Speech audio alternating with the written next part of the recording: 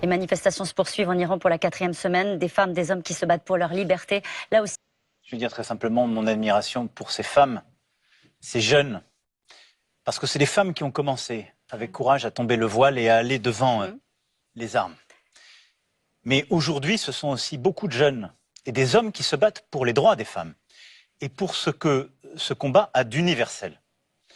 Et donc, de manière très claire, la France condamne les répressions aujourd'hui menées par le régime iranien. Et nous tenons aux côtés de ces femmes. C'est un peuple souverain qui se bat pour sa liberté. Et vous avez serré la main d'Ebrahim Raïssi à New York. Je lui ai parlé et je lui ai dit la même chose. Cette poignée de main, elle a choqué en Iran. Certains se sont dit, c'est un soutien au régime.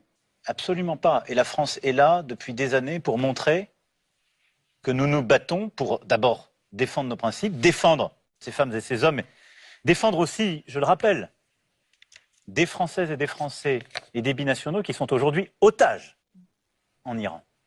Et aussi protéger la région parce que l'Iran a mené beaucoup d'actions de déstabilisation et lutté contre la prolifération nucléaire.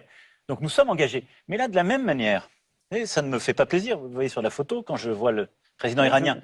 Mais qu'est-ce que c'est que la diplomatie? C'est accepter de parler avec des gens qui ne partagent pas vos valeurs, qui ne partagent pas vos principes, avec lesquels vous n'êtes pas d'accord. Ça voudrait dire que c'est la réelle politique. Ça voudrait dire que c'est la réelle politique qui gagne toujours à la fin? Non, ça veut dire qu'on ne fait pas le destin des peuples à leur place. Et qu'aujourd'hui, ce qui se passe en Iran, il faut le défendre, le dire, le soutenir. Nous ne pouvons pas nous y substituer. Mais il faut reconnaître que quelque chose se passe depuis quelques semaines, et je veux le dire ici avec beaucoup de force, qui d'abord nous bouleverse tous, parce qu'il porte quelque chose de l'universalité du combat qui fait la France.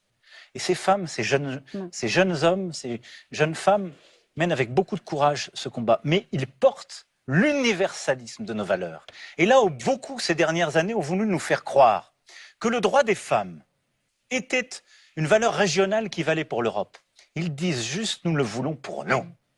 Et que toutes celles et ceux qui, sur notre sol, ont dit le contraire, se souviennent de ce que c'est que vivre sous ces régimes.